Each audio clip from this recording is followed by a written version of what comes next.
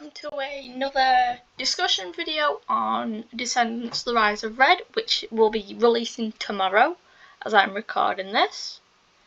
Well, in a few hours actually. It's currently 7 o'clock. So yeah, it'll be out tomorrow. I'm excited for it. I'm hyped, as I mentioned before. I still believe it's not going to make any sense timeline-wise. Like character ages, for example, such as the fairy godmother and Cinderella attending the school at the same time, considering FG is a really old woman in the original animated version, and that, you know, for some reason, so are Hades and Maleficent, as well as the other characters. But as I mentioned before, I don't think a film or a show even has to make a lot of sense sometimes. It's just there to, be fun. I think my expectations for it aren't necessarily too high, considering it does feel like it's just there to be a money grab, because it's a film in a beloved franchise. But at the same time, it's not the writers. No, it's not the actors' fault. It's not the fault of the actors that the writing doesn't make any sense. They're just there to do the jobs. They're just there to do what the writers have done. So I'm not clowning on them for just doing what they're doing their jobs, basically. But yeah, like I said, my expectations aren't high, so I'm not expecting it to make entirely any sense. As I mentioned, I will be watching it the minute it comes out, and hopefully I will have a reaction video sometime later tomorrow. I have seen some previews, some clips, and some new photos. I do have to say,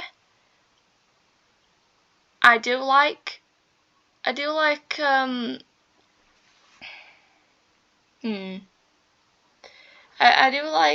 that the Descendants channel has become more active recently, to promote it, which is nice because, you know, it shows off. It shows that, you know, they're proud to promote something. I mean, yeah, obviously considering it's, you know, it's their film, but I didn't know how to phrase that.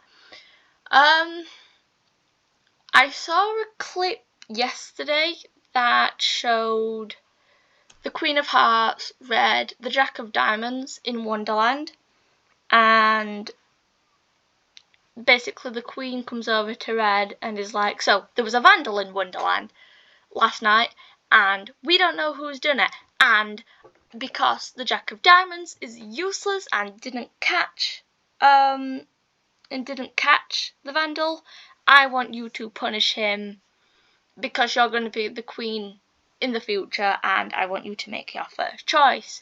And Red's just like, well, and because she doesn't want to be, like, you know, the tyrannical woman that her mother is, she doesn't suggest the off with her head option.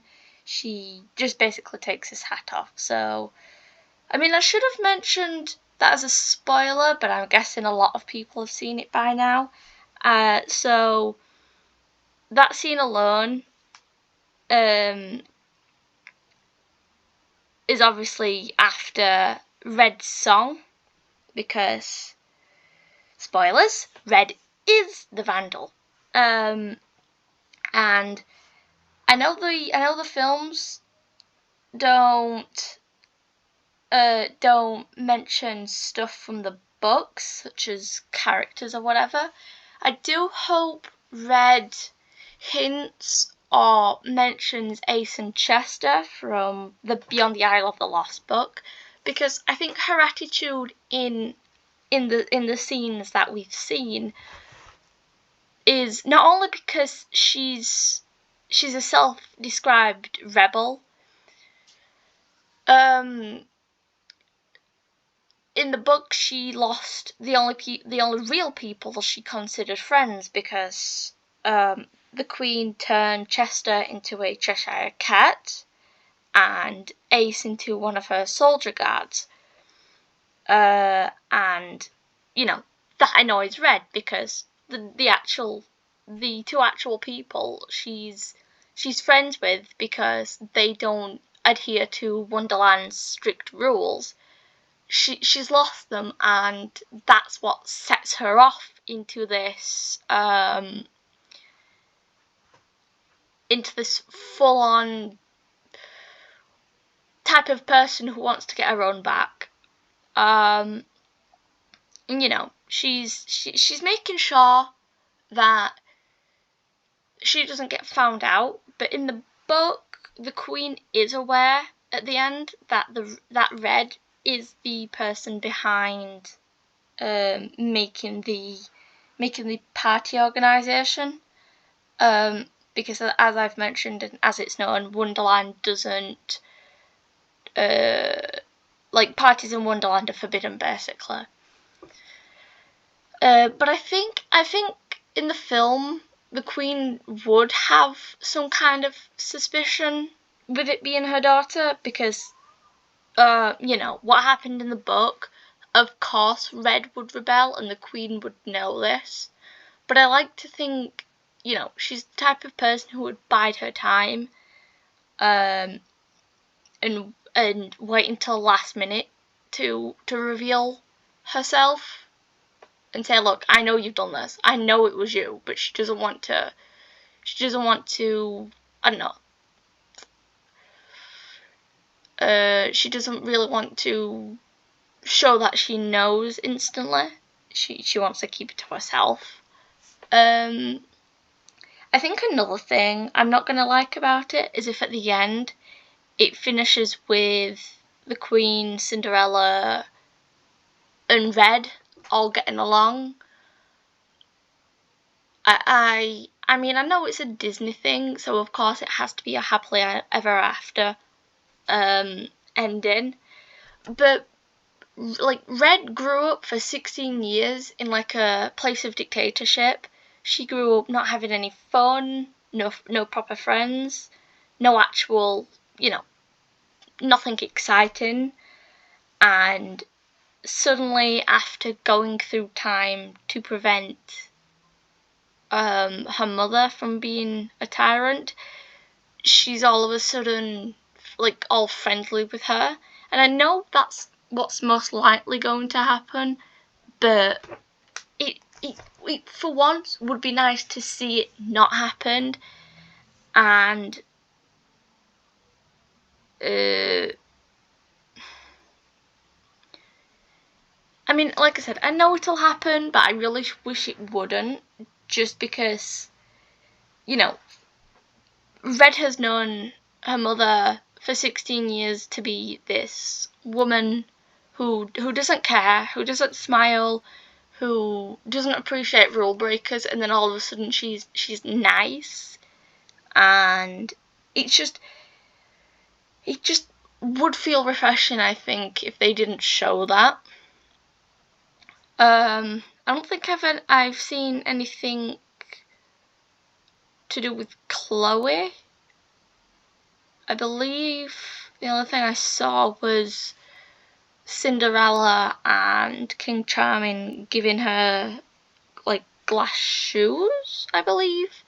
But there is probably more footage of Chloe and whatever else she does.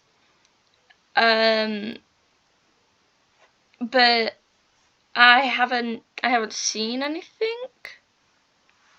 I mean, I kind of do, but I don't actively look for a lot of Rise of Red stuff. Unless it's recommended to me, say on YouTube, for example. So yeah, my expectations aren't high, but I just wish they wouldn't always do the hey, the heroes have won. By the end, it doesn't feel right. And as I said, yeah, it's Disney, but it'd be, like I said, refreshing. Queen of Hearts wise, you know, she's in her youth, she was known as Bridget, and I saw a post on Tumblr the other day that was like, so they can come up with a creative name for Bridget, but they couldn't think of anything better for Red. And yeah, that's true. Like, like, I mean, they could have thought up of any other names, but no, they just had to go with a colour. I mean, I've seen a lot of people, especially on Tumblr, do rewrites of characters where they'll take an aspect they don't like clothing, names, appearances, and they'll change it.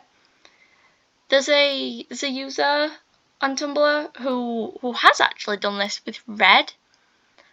I believe they've named her Quinn, and they go by the name, as in the user, they go by the name Descendants of the Sparrow. I really would recommend following them because their art is really cool and spectacular, and you know, they have um uh sorry, they have, you know, this is this is really hard to think of without a script. I don't want to write any scripts, but sometimes it would be probably ideal to come up with something to say if I don't have a specific word. But you know, they have their own opinion on the franchise, let's put it that way, which I think is valid, of course. Everyone's entitled to their own opinion, obviously. And they make really good points as to why Rise of Red especially doesn't make sense, but yes, I do recommend following them. Clothing wise, I know I was going to talk about their outfits at some point, and I know I said it was probably going to be before the Rise of Red came out. I think I said that. But I just, I to be honest, I couldn't be asked to get every outfit I saw up. But there's one that Red wore in the clip from yesterday where she meets her mum with the Jack of Diamonds, and yeah, it's horrendous. I mean, I find the top half okay because it doesn't look too messy, it doesn't look too crowded, but the bottom half there's like a skirt, I think it was, above tight trousers, tight leather trousers with boots, and it looked way too much. And yeah, not all of the outfits have always looked good, but I feel like they go too over the top with a lot of things. There's also the belt she wears with her name on, which I don't get why she has it, because it's not like anyone would forget her name, and like, you know, nobody would dare to forget it. As for the card armors outfits, they do not look good at all. The hats especially, they look like they're made of plastic. And it just doesn't look too good. I think you know, they probably had a better and bigger budget with it being a Disney Plus, like a Disney Plus version, let's say. So they'd have more money to work with. The budget would be bigger since they wouldn't be working. It wouldn't be like a Disney Channel-esque thing, but it falls apart with the outfits, I think. I'm not too critical on Chloe's outfits just yet. But like I said, I personally haven't seen a lot of Chloe content. So when I do the review video tomorrow, if I can, I will probably mention Chloe's outfits there, just so I actually will have, I will actually have seen her wardrobe, and I will have a better opinion on it. There's a lot of other characters I could talk about, but I think those two I have a really bad opinion with. I think as those two, there's also the Queen of Hearts' dress. It looks too much, I think, and I know she's meant to be like a queen and there's meant to be the royal aspect to it, but I don't think it looks too good on her. I really don't. The same with Bridget's dress. I think that looks okay, but she really just does look like Pinkie Pie, in my opinion. Ella's outfit, I can't really judge too harshly. Ella being the teenage Cinderella, because Cinderella's at that point in time being a kid, she's meant to be this maid, and she doesn't have access to full good looking clothes, so all of hers appears patched and whatnot. But I think it could have been done just a bit better, As for the others, the other characters, villain wise, I'm not too fond of Maleficent's. It's the horns especially. I think that's just her actual hair / the wig, not horns.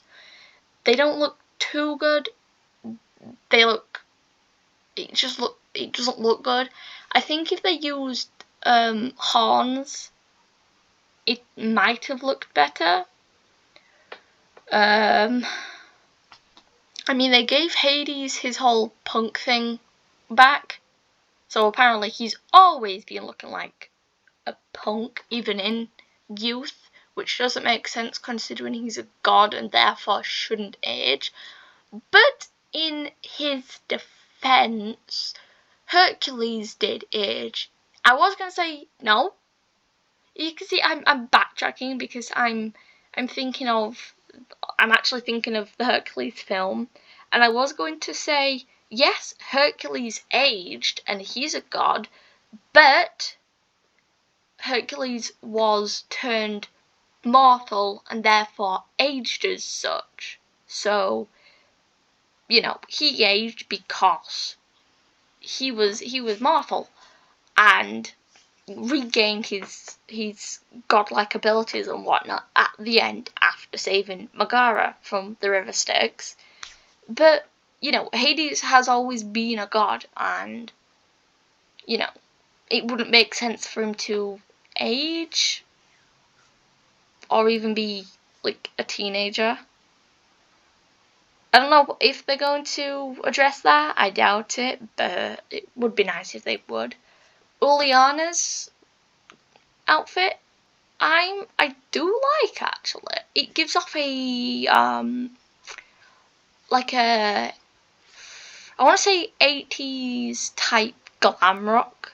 It has that vibe that gives it that popping off type of vibe, let's say. Margie's, I'm not too sure. I can't really give an opinion on that, since the only thing I've seen of him is just the up half and the shirt, which looks green and plain. So that'll also probably be a thing I talk about in the next video. Hook, it looks okay-ish. Also can't really give a too much critical opinion on that. I think I've got all of Liana's group. Hook's uniform, clothing, whatever, it doesn't look as bad as Harry's did in the third film. That looked a bit messy. And yeah, I know all of their outfits are meant to be bad and second-hand and whatever, because they're hand-me-downs from Oradon. But that did look janky.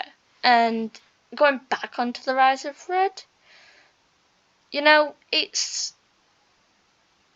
I am hyped to see it, don't get me wrong. Just hope they address some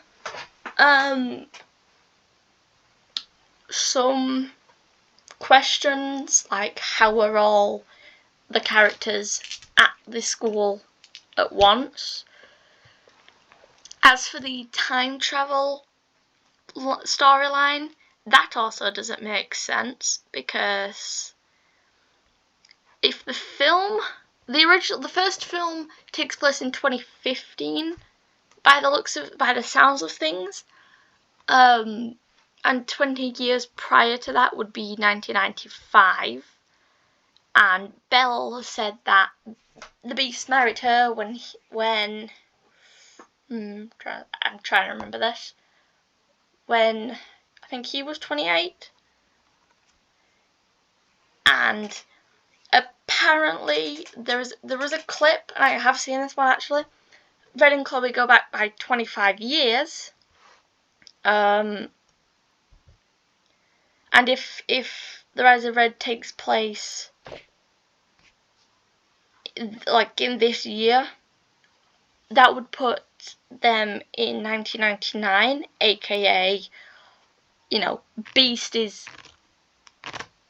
like not in school anymore, and neither are any of the villains, and that's when the Isle of the Lost and Oradon would exist, and the kids, like Mal for example, she'd be born that year. But by there's a picture, I don't know if it's in the trailer or a featurette, but there's a scene where you can see Mal and Ben's portrait, and it's them from the third film. So I don't know if they're going to have it set sometime after the royal wedding. I don't know if the royal wedding takes place a few months after the third film or a year. But either way, it wouldn't line up with the whole the original story of Oradon being found 20 years prior. But obviously what I'm trying to get across is the timeline aspect doesn't make sense, and I really wish the writers would say, hey, look, this happens then, and then that happens in a few years, and whatever else, and they'd like come up with a concise and consistent timeline, because the fandom shouldn't have to make up their own timeline just because the writers didn't want to do it. But yeah, I think my thoughts on this once again are not high expectations, hoping, but they probably won't want them to answer or hint at some questions. I hope they also, like I said, I hope it's hinted at, or, you know, I hope the events of the book are mentioned or hinted at, because, you know, Red's whole rebellious streak was amped up because, you know, Chester and Ace were turned against her. But yeah, I'm looking forward to seeing it. I will give my opinion when I can. But yeah, anyways, it's 7:30. I hope you've enjoyed, and I shall see you next time.